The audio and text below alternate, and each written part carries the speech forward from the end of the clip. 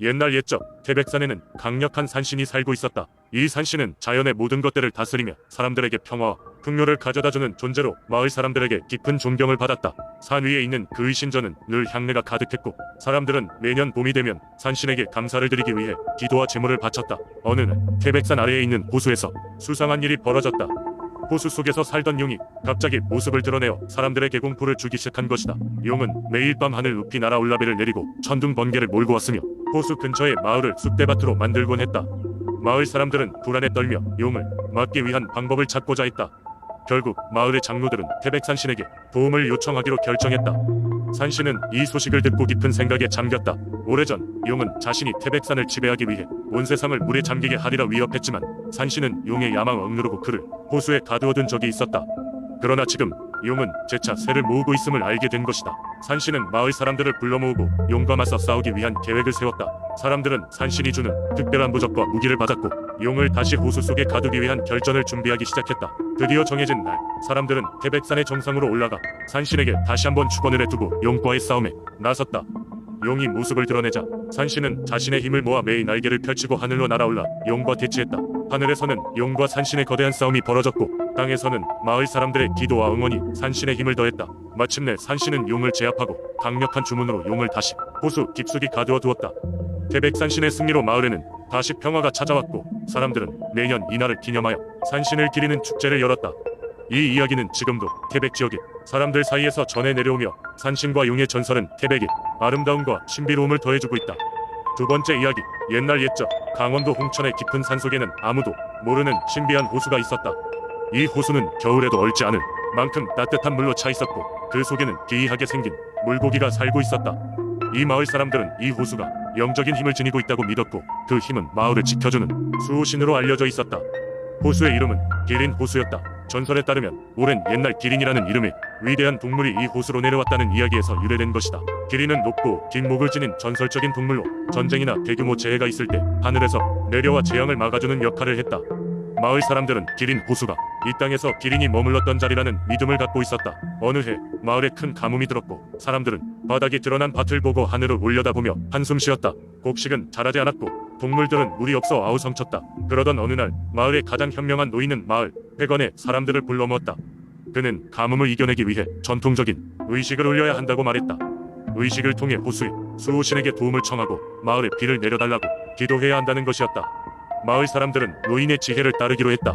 각자의 집에서 귀한 먹거리를 기부하여 의식을 위한 제물을 마련했다. 며칠 후 마을 중앙에 위치한 기린 호수 주위에 사람들이 모였다. 그들은 노인이 이끄는 대로 손을 잡고 둘러앉아 노래를 부르고 춤을 췄다. 이 의식은 하늘과 땅 그리고 기린 호수의 수호신에게 경배를 드리는 중요한 행사였다. 의식이 절정에 이르렀을 때 마을의 가장 나이 많은 할머니가 호수의 가장자리로 걸어가 무언가를 물속에 던졌다. 그 정체는 바로 기린의 뿔 모양을 닮은 나무 조각으로 마을의 가장 중요한 유물이었다. 이 순간 하늘에서는 밝은 빛이 내리꽂혔고 그 즉시 비가 내리기 시작했다. 사람들은 환호성을 지르며 기쁨의 눈물을 흘렸고 마침내 마을은 가뭄에서 해방되었다. 그 후 마을 사람들은 매년 같은 날 같은 방식으로 기린 호수에 수호신께 감사를 드리는 의식을 이어나갔다. 기린 호수는 홍천의 마을을 지키는 영원한 수호신으로 자리잡았고 그 전설은 세대를 거쳐 내려오며 사람들에게 자연과 조화롭게 사는 소중한 가르침을 주었다. 오늘날에도 홍천 사람들은 이 전통을 이어가며 자연의 경이로움과 소중함을 잊지 않고 살아가고 있다. 세 번째 이야기, 옛날 영천의 작은 마을에 용이라는 신성한 존재가 사는 한 연못이 있었다. 이 연못은 마을 사람들이 물을 길어가고 농사를 짓는 데 꼭 필요한 생명의 원천이었다. 하지만 용은 좀처럼 모습을 드러내지 않아 사람들은 용의 존재를 신화처럼 여기고 있었다. 마을의 어르신들 사이에는 오래된 전설이 전해져 내려왔다. 용이 나타나면 마을에 큰 축복이 온다는 말이었다. 마을 사람들은 그 축복이 무엇인지는 몰랐지만 용을 경배하고 존경하며 수호신처럼 모셨다. 해마다 첫 번째 봄날 마을 사람들은 연못가에 모여 용의 계제물을 바치며 풍성한 농작물과 고요한 한 해를 기원하였다. 그러던 어느 해 마을에는 긴 가뭄이 찾아왔다. 연못의 물은 점점 바닥을 드러내기 시작했고 사람들은 불안감에 휩싸였다. 농작물이 제대로 자라지 않으면 굶주림을 피할 수 없게 되는 처지였다. 마을의 지도자인 한 할아버지는 깊은 사색에 잠겼다. 그는 용에게 도움을 청해야 한다는 마음이 컸으나 어떻게 해야 할지를 몰랐다. 그날 밤 할아버지는 꿈결에서 선명한 목소리를 들었다. 바로 용의 목소리였다. 용은 할아버지에게 연못가에서 만날 것을 약속하며 진정한 마음을 바쳐 기도하면 큰 비가 내릴 것이라고 전했다. 할아버지는 그 길로 일어나 종로를 울리며 마을 사람들을 모았다. 그리곤 꿈에서 들은 말을 전했다. 다음날 마을 사람들은 연못가에 모여 모두 한마음으로 기도하기 시작했다. 각자 자신의 진정한 소망과 마을의 안녕을 위해 마음을 다해 기도드렸다. 시간은 흘렀지만 비는 내리지 않았다. 사람들은 조금씩 지쳐갔다. 그때 할아버지가 조용히 입을 떼었다. 여러분, 우리의 기도가 부족한 것이 아닙니다. 진정한 마음은 시간과 노력이 필요합니다. 잠시 쉬었다가 다시 시작합시다. 할아버지의 말에 모든 사람들은 다시 힘을 내어 기도하기 시작했다. 어느 순간 하늘이 어두워지며 거대한 구름이 몰려와 드디어 비가 내리기 시작했다. 폭우는 여러 날 이어졌고 마을의 모든 식물들은 생기를 되찾았다. 그때부터 용과 마을의 약속은 특별한 신앙으로 자리 잡았고 이 해프닝은 영천의 깊은 민속 신앙으로서 오늘날까지 전해 내려오고 있다.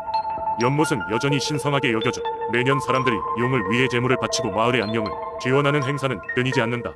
할아버지의 용기와 신념은 마을 공동체의 힘을 일깨워 주었고 그 이후로도 마을 사람들은 어려운 시기에 서로 협력하며 살아가고 있다. 네 번째 이야기. 옛날 옛적 조용하고 청아한 공주의 한 마을에는 오래된 전설이 내려오고 있었습니다. 마을 중심에는 푸른 달빛 연못이라고 불리는 신비로운 연못이 있었는데 이 연못은 매달 보름달이 뜨는 밤이면 물이 은은한 파란빛으로 빛나며 신비로운 분위기를 자아냈습니다. 마을 사람들은 이 연못을 마을의 수호자라고 믿으며 그곳에서 종종 작은 제사를 올리곤 했습니다. 이 연못에는 특별한 이야기가 얽혀 있습니다.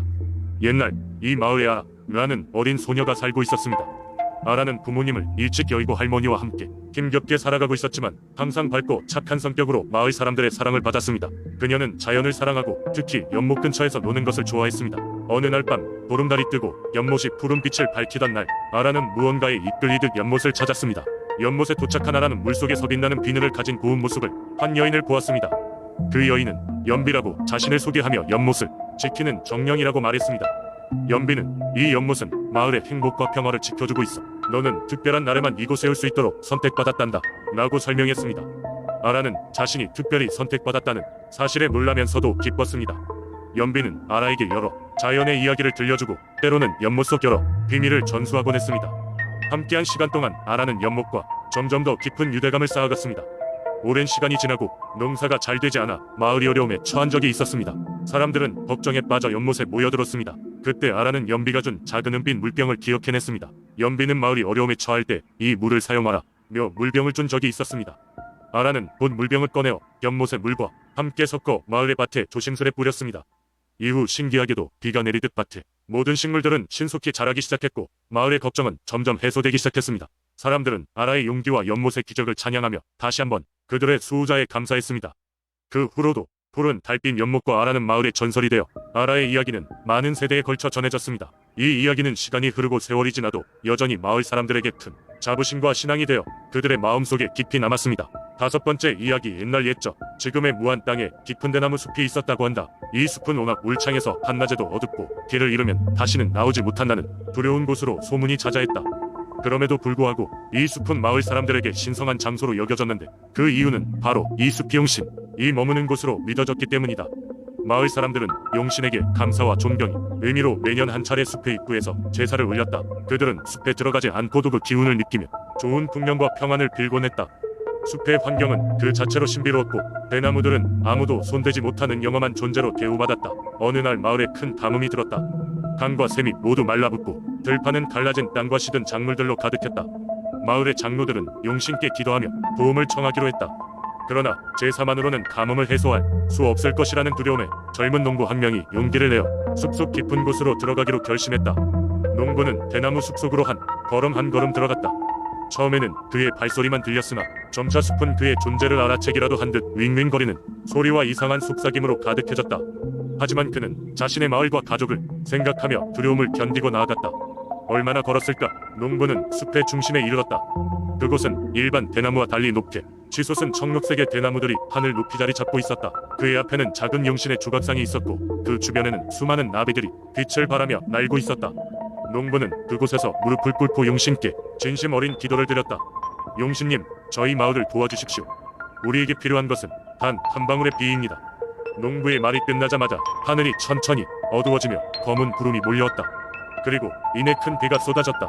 농부는 용신의 은혜에 감사를 드린 후 마을로 돌아갔고 기다리던 마을 사람들은 그의 무사기환과 이 소식을 환영했다. 그 후로도 마을 사람들은 매년 대나무 숲에서의 제사를 더욱 성대하게 지냈으며 용신에 대한 존경과 감사는 더욱 깊어졌다. 대나무 숲은 여전히 신성한 장소로 남아있었고 신기한 숲속에서의 전설은 수많은 세대에 걸쳐 무한 사람들의 마음속에 새겨졌다.